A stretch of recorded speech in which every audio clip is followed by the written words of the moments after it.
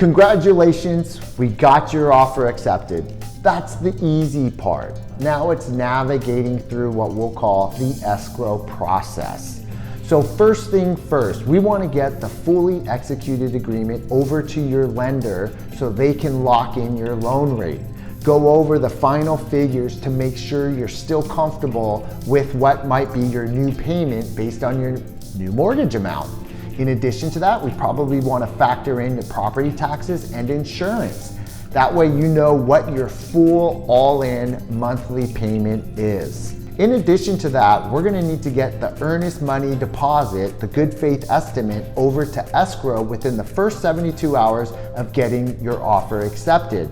Remember, that's generally going to be 3% of the purchase price that we went over together when we filled out your offer. That needs to be wired directly from your bank over to the escrow company, again, within the first 72 hours.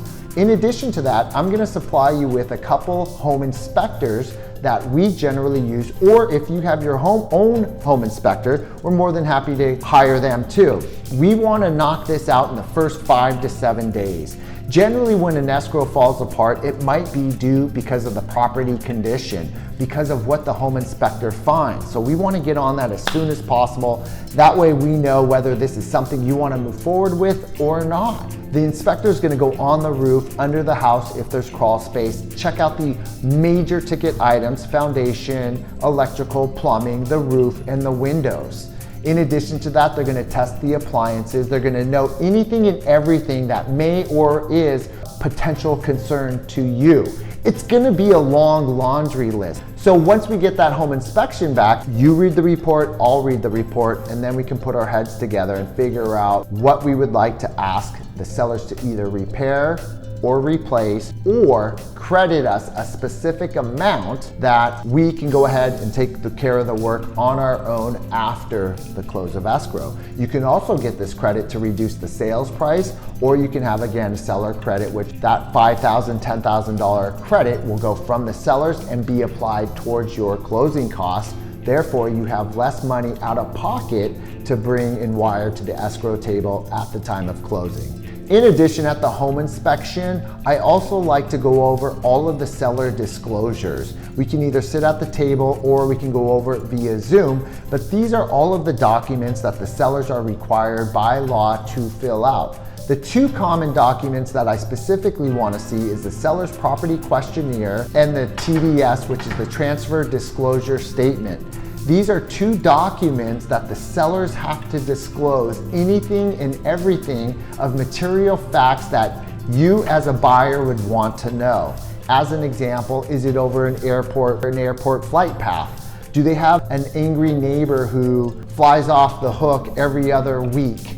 Does the window in the front bedroom not open? So anything that's not operable or there is a challenge with, the seller should disclose that. I want to know about that. That way we can make our home inspector aware of it so they can go ahead and further evaluate it and note it on the report. So not only do we want to do the home inspection, also highly recommend a termite inspection where we'll have a pest control company identify if there's any dry rot or termite infestations. If they find droppings within more than 3 locations around the perimeter of the house, they may recommend a fumigation. This is negotiable, either a buyer expense or a seller's expense. It's completely negotiable, and good thing for you, you have me in your corner to negotiate that on your behalf. The other inspection I would highly encourage you to perform is a main drain out line. This is going from the house to the public sewer systems.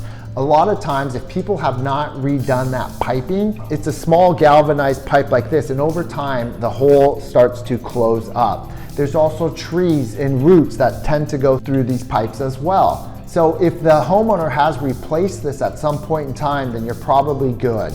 If they haven't, then what happens is these are the main lines that back up into the house, and that's what we want to avoid. This is an inspection of about $250. They're going to put a camera down that pipe to see what do they see, make sure that it's clear and free, and that there are no future challenges that we should be concerned with.